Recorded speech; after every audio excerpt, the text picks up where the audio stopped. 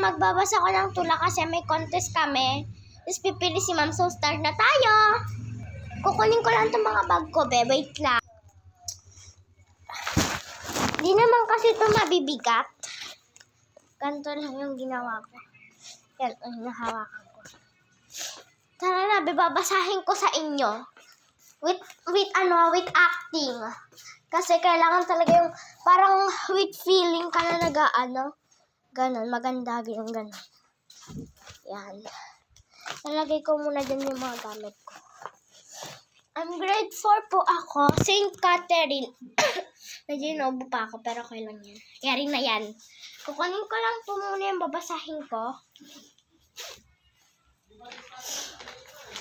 Nandito po kasi siya sa envelope supply ko po. Kukunin ko lang po siya mga te.